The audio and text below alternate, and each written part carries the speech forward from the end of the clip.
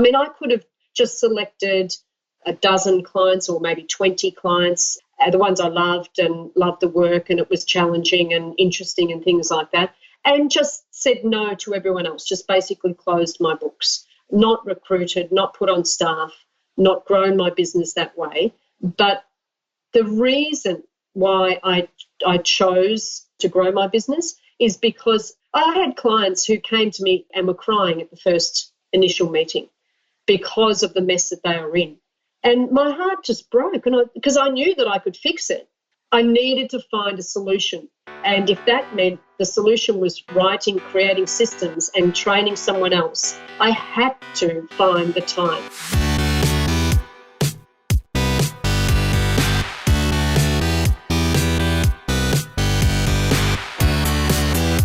You're listening to The Successful Bookkeeper with your host, Michael Palmer.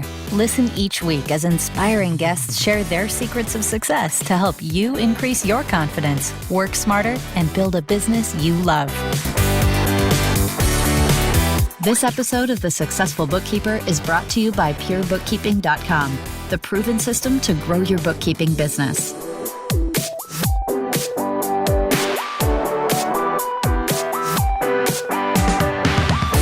Hello, welcome everyone to another episode of the Successful Bookkeeper podcast. I'm your host, Michael Palmer.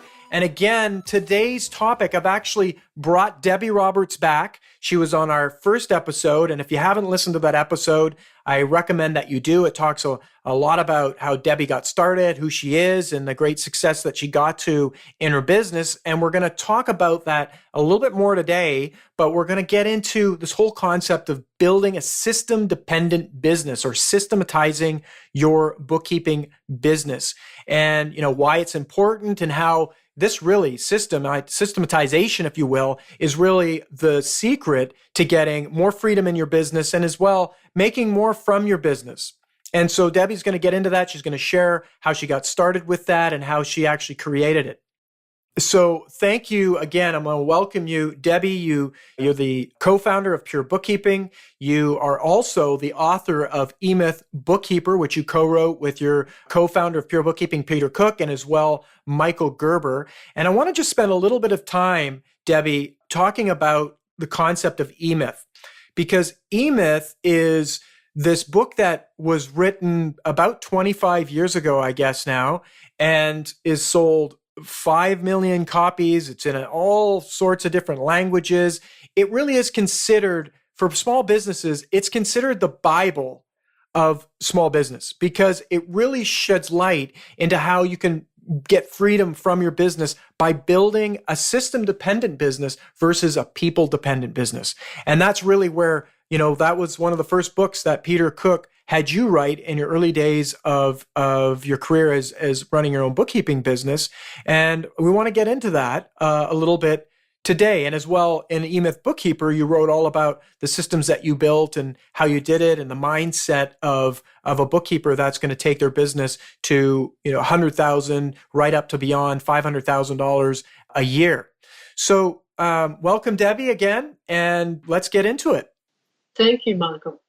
So, Deb, when you first started, Pete said to you, Debbie, if you could get all of the information out of your head and onto paper in a way that other people could follow it, would that give you more trust in what they would be doing with your clients? And you that was from the first episode, that was where the light bulb went off for you.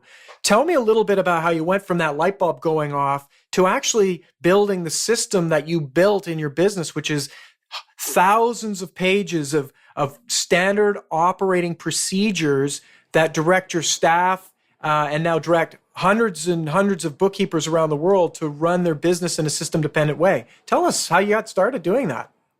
I think it was, at that first meeting where Pete said that about getting the stuff out of my head, he also gave me a copy of the original E-Myth that you mentioned by Michael Gerber, and I devoured it.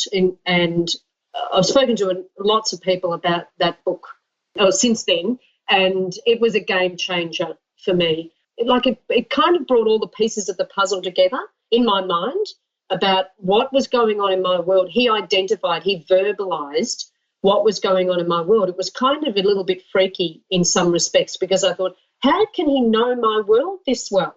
He doesn't even know me. How can he, it's resonated with me so powerfully that it created a paradigm shift in the way I was thinking. It was one of those, I get it now. I'm a lunatic. I'm trying to run my business like a technician and just work harder and faster and not smarter. So that was the beginning of that journey. So I devoured that book. And I must say, you can imagine he was my hero. And when he asked me, he'd heard about Pure Bookkeeping and the journey that I'd been on, and he asked me to co-author that book. I'd nearly passed out. I was just so over the moon, overawed by that privilege. It was a wonderful acknowledgement. But getting back to the systems, so we're talking 2002 probably, and even by then I needed staff. So I didn't have any recruitment processes. So the first two staff, well, in fact, the first several staff that I put on were people that I started asking people, have you got any friends who are bookkeepers? Because I thought, at least if I've got a friend of a friend, then chances are they'll be good at what they do, the chances are. So one of the first bookkeepers I put on, Janet, because I didn't have anything documented, so that whole concept of taking stuff out of your head and writing it down, in 2002, I didn't have a laptop. I only had desktops, and I had a home office. So I had a desktop and I had another desktop set up we took over the lounge room, and I had another desk set up there with a desktop computer. And I would bring the bookkeepers into my home, and as they started doing the work, so I would be handing over the work of a particular client that I'd been working on and I knew very well, and I would literally sit next to them, in the chair next to them, literally watching every keystroke that they did. So for the whole session. Now, as they were doing that, I would explain what my system was and the way I went about certain things. And because I didn't have a laptop, I would write it out on a sheet of paper. And then when they left, I would then type up those notes. And for the next session, I'd have those notes typed up for them and have them follow the notes. And if there was anything, if they would ask a question, I'd say, okay, I haven't got that detailed enough in the notes. Let me add some more points to that. And when they left, I would amend the document, print that out for them, have that beside them, and they would continue on with, and that's how it grew from one page to thousands of pages and tens of thousands of words of what it is now. And it is in that level of detail. You do need to be that detailed. One of the mistakes I made was assuming bookkeepers would do so much the way I did. Surely all bookkeepers would know how to reconcile a bank account. So anyone that knows their stuff would know how to reconcile a bank account. But for me, if you look at what is best practice bookkeeping, what I found, I started to think about, well, what is it that I have seen that bookkeepers do wrong? And one of the things, just to give you one simple example, was that over and over and over, I would see bookkeepers who would actually reconcile a bank account. So they would tick reconcile. But there are 10, 15, 20, any number of old transactions unreconciled in the bank account. And the impact of that on the client's data, it actually throws out everything. It means that things have been double entered, which affects the profit loss and the balance sheet. It could affect tax returns. It could affect filings, compliance stuff that you've filed already previously. It affects everything. And I would have bookkeepers that would have these transactions there, and they'd say, oh, I've reconciled the bank account. And I'd say, but what are these? And they'd say, oh, well, they were there from before. They're not, I didn't do those. So they're not any of my business. And I went, they are. They are your business. This is now, you need to take ownership of this data file. This is not clean. there is a problem there. And I would explain what the problem was, and then we would go about finding out what the solution was and where the errors occurred, and fix that up and redo reports and change things as required. So when you're creating the systems, you do have to do it in that level of detail, and don't assume that the bookkeepers are going to do it the way you do it. Another mistake I made, or wasn't so much a mistake I made, but something I learnt about systems very early on in the piece as well, was that, and this was actually, I was doing the bookkeeping for this client, and he disputed the bill.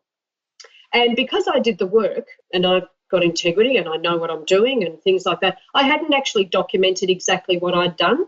I was cleaning up the data file and I know I've done it, I did bank recs and things like that, and I could pick, generally speaking, but I didn't know in the detail what I'd done, because it was, by the time he questioned the bill, the work was already 4, 6, 8 weeks old.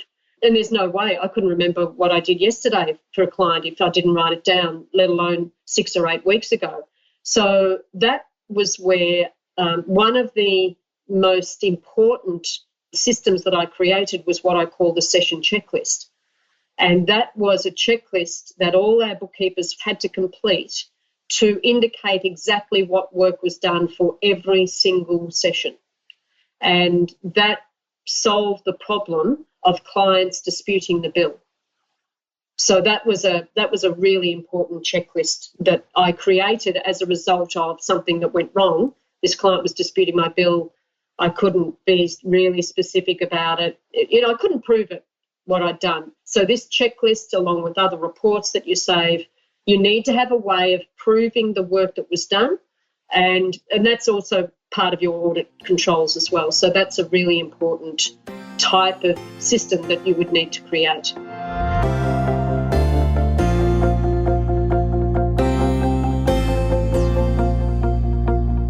Well, it really, what I love about this, and I think what the listener can take away from is that systems are really well built when you solve problems with a system. Yeah. And so you started documenting it. So tell us about those early days with, this little notepad, you're sitting there, you're writing it out. From that to thousands of pages, how did you keep it all straight in your head? That was something that evolved as well. I basically rewrote the bookkeeping manuals every year for 10 years, for the first 10 years of the business, and then they were modified after that. Certainly the first 6 when I was really developing them, but then they were all modified every year after that. And that in itself, you imagine the time. I mean, Pete often uses the analogy that it probably took me about 2 years full time to write the systems that I did over a 6-year period. And that was, that was at great cost. So developing the systems, it was one of the most difficult things was to work out what is it that I'm going to document.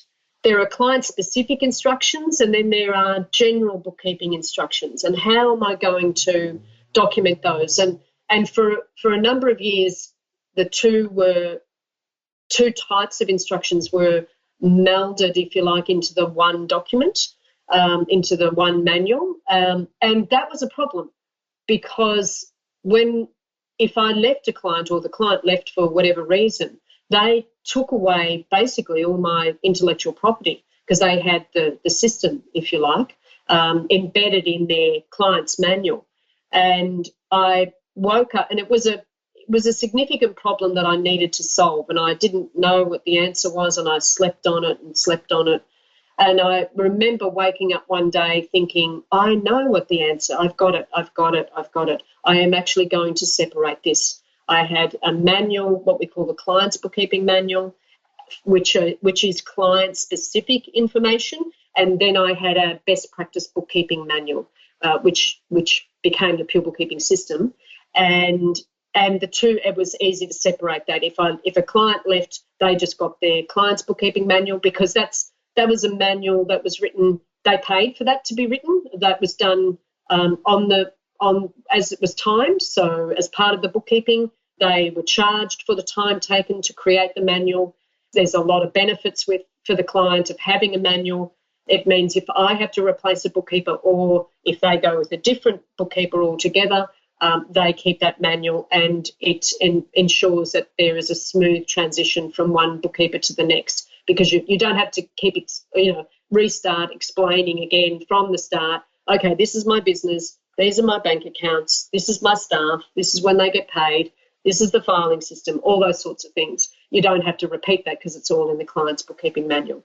And that was actually a significant breakthrough for me when I realised that was the solution to that. And then I just needed to focus on developing the systems for best practice bookkeeping. And that developed over the years based on feedback from my team.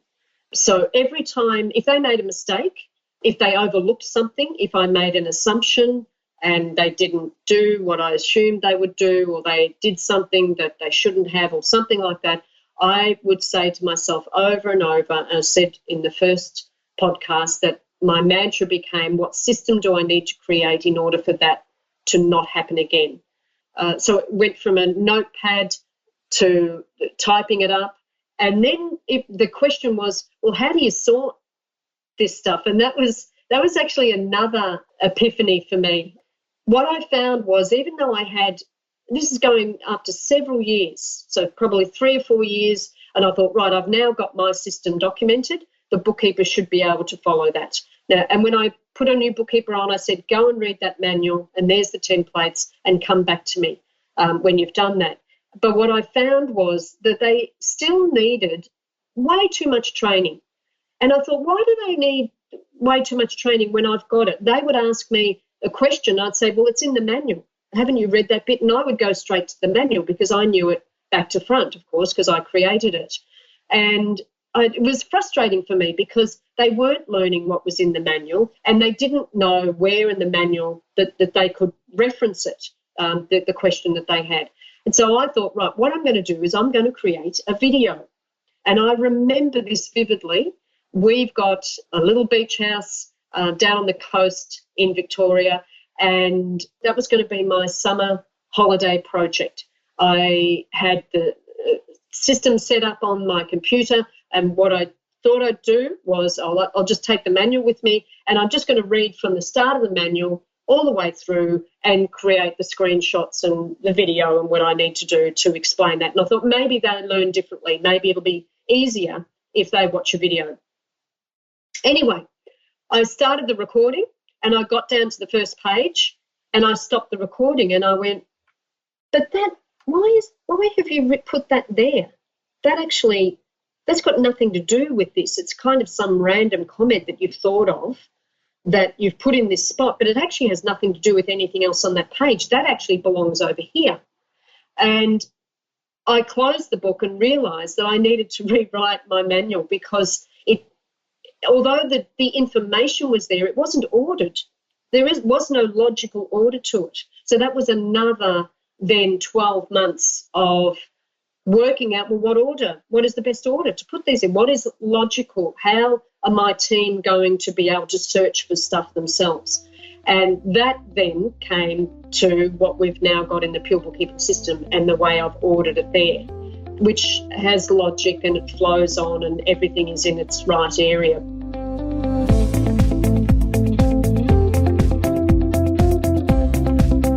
Wow.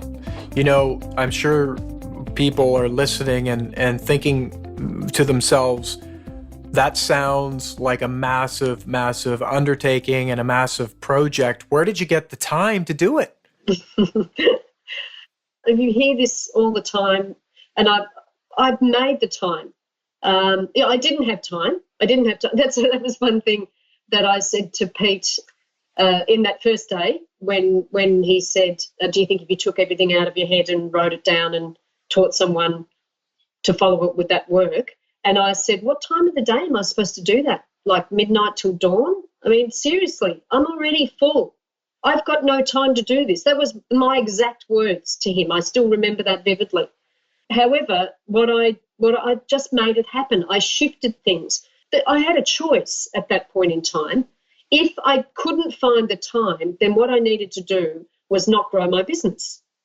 So that was a choice. And that's not a bad choice. I mean, I could have just selected, I don't know, a dozen clients or maybe 20 clients of my A clients, the ones I loved and loved the work, and it was challenging and interesting and things like that, and just said no to everyone else, just basically closed my books, not recruited, not put on staff, not grown my business that way. But the reason why I chose not to do that and chose to grow my business is because I found it impossible to turn a client away. I had clients who came to me, prospects, so people who had never met me before, who came to me and were crying at our first initial meeting because of the mess that they were in. And my heart just broke, because I knew that I could fix it. And it kind of it just didn't sit with me that I'd say, oh, look, I'm sorry, I'm not taking on any more clients. I don't know, it just didn't sit with me. I needed to find a solution. And if that meant the solution was creating systems and training someone else, I had to find the time. Otherwise, the option was to wind down and just choose those number of clients. So, yeah, I fitted it in. I prioritized what needed to be done. I recruited more and got more people on to take over some more of my clients. I changed the model. I made our model more profitable. That's another whole story in itself. I'm not sure if we've got time for that today, but making your model profitable, obviously that's the key. And there are some models that are and it's largely because there's not enough systems in place. That means the model is unworkable and unprofitable. Yeah, and I know in conversations in the past with you, which we don't have time to get into them all today, but we're gonna get you back again and again and again. I can tell already the listeners are going to have a whole bunch of questions and want to learn more from you, Deb. So, but I do remember back in the conversations that we've had is that you, for a long time, had this question of, is it actually possible to grow a bookkeeping business with multiple staff and actually be profitable? And that was a question that actually didn't seem like it was possible for a very long time and nearly put you into bankruptcy, which again is a story for another episode. But, what I'm hearing in this, Deb, is a couple of things. Number one, your incredible commitment to excellence in your business for your customers, right? And so you really saw how systems were going to be an access to actually delivering a wow level service to your clients. And it's not surprising that, you've got clients that have been with you for 27 years, I think you mentioned in the first episode, which is insane. And I mean, it's just a testament to the work that you do. And so, this has really been a good introduction to systems and how they're created and the incredible amount of time that's required to build them. And, there's a saying, there's never a good time to be interrupted. Well, there's never a good time to work on your business. You have to make that time. You have to carve it out somewhere. I mean, you made sacrifices to actually do that. But now, in the long run, it's like people look and they see you, taking 6 weeks vacation on, and that's, it's like, well, how come you're so lucky? Well, it's because you didn't have that vacation and you took time away from your family and your friends and the things that you like to do to invest in your business. And there are no overnight successes. There are no quick wins. It takes time, and that's something we all have to listen to. I know when we're working with our clients, bookkeepers, and it's like they get frustrated because, it's been, 3 months and they're not, they haven't built the business that Debbie Roberts built. And I keep telling them, it's like, look, Debbie struggled for years. It took her 6 years to get it to the point where it was running itself. Don't expect you're going to be able to do all of the things we're talking about in the Successful Bookkeeper podcast and an A-Myth Bookkeeper. It's not going to happen in 6 months. But every single step you take, everything you do, it's one incremental thing that's an improvement on your business, adds up to being a whole shift in your business. And someday you'll look back and you'll go, wow, I can't believe I've gotten this far. And that applies to all areas of life, whether we're running a marathon or we're becoming an artist or starting a business. Yes. So, Deb, let's end with, there's people out there right now thinking, okay, I get it. I need to start systematizing my business. What is your recommendation for them to get started? Think about what is it about the way you do your bookkeeping that is fabulous, that your clients love, that accountants love. Probably the easiest way, if you've got staff, is to sit with them and start documenting it as you're training them. If you don't have staff, it can be kind of thinking, oh yeah, well I don't need to get into this yet because it's just me. It's much easier to do it when it is just you. So think about, when you're a startup practice, think about what it is that you do that your clients love and accountants love, and keep referring work to you. And put in, it has to be in excruciating detail. One of the mindset changes that I made was everything that I was doing, I thought to myself, this is not me doing this. I am not doing this. So if I was sitting there doing data entry for a client or things like that, I'd be saying, this is not me. Someone else has to do this. Would they understand what needs to be done for this client? And that actually led to other conversations as well, because sometimes clients were disrespectful, or they wouldn't turn up. They wouldn't provide the paperwork to me. I turned up to clients' premises and the door was locked because they forgot that I was going to turn up. How would I feel if that happened to one of my team? Sometimes when we're on our own, we tolerate a behaviour from clients that is less than ideal and sometimes quite disrespectful.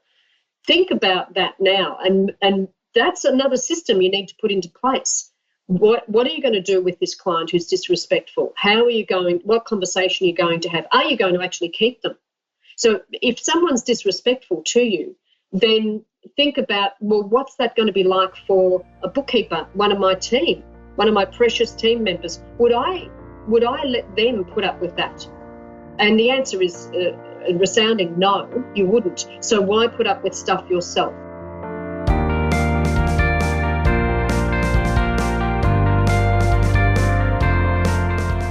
So some of the systems that you'll be creating will be around how the bookkeeping is done. Some of them will be around your relationship with your clients. Some of them will be around how you run the back end of your business, so the administrative processes. What happens if you've got a team member and you create something like the session checklist that I mentioned? What happens when that arrives back in your office? What's the process for how you check the work that was done? How can you guarantee the quality of the work? How can you be sure that the number of hours that the bookkeeper's done is the right number of hours? There's a lot of stuff that we have in our heads that you take for granted. That's why it took me 6 years to write the system, because I overlooked what I considered to be little things. And it was only when questions were asked by my staff that I thought, oh, that's actually not a little thing. Yes, I need to expand on that and make sure I've set the right expectations, and I need to create this other document. And these days, obviously, with all a lot of stuff being online, there's a lot of CRMs that are available for you that you can utilise to track where the work is at. That's another system that you've got to do. So when you're starting up, think about you. This is not you doing the work. This is someone else is going to do it. How are you going to know they've done that work? How are you going to track when they're going to do it? When's the next lot of processing? You can't keep things in a diary. You can't even keep it in your own Outlook. You've got to have some kind of some kind of system to be able to track where the work is, what stage it's at, and also to be able to check the work as well. Fantastic. I think those are just there's a whole bunch of gold there. And so excited about having you back. And, there's so many topics I want to get into, Debbie, and we're definitely going to have you back really soon for another episode and get into some of these things. So thank you so much for sharing with us and for being our guest. You're welcome, Michael. It's been a pleasure. Absolutely. So a few things for the listeners. We've got some really great things now. Debbie has graciously offered to make available the session checklist that she talked about today. It's actually one of the the resources that she gives away with her book, E-Myth Bookkeeper. If you buy E-Myth Bookkeeper, there's a whole bunch of free resources that she gets, samples from the system she created and all of that. So I recommend, obviously, you're going to want to buy E-Myth Bookkeeper and start reading that and get all of those. But as a treat, Debbie's offered to give away one of those resources at the successfulbookkeeper.com. So if you go there and just simply go to this episode, which is episode number 2, and you'll see a place there where you can put your information in and download that as well.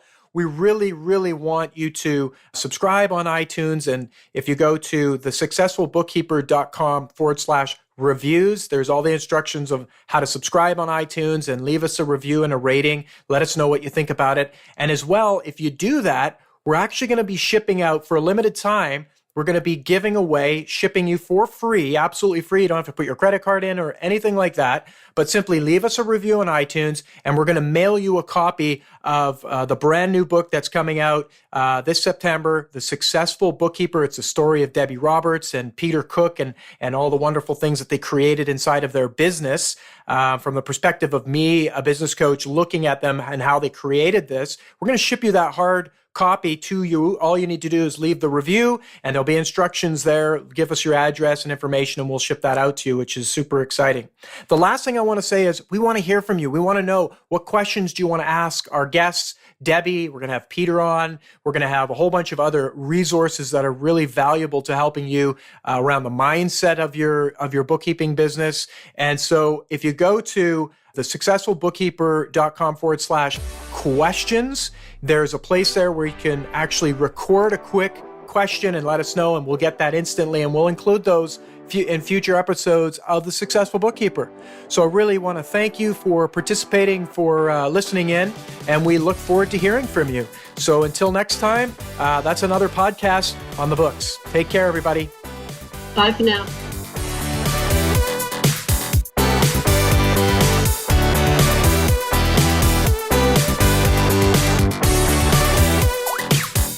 You've been listening to The Successful Bookkeeper with Michael Palmer. For more information and to download the resources mentioned in this episode, please visit us at thesuccessfulbookkeeper.com. Thank you for listening.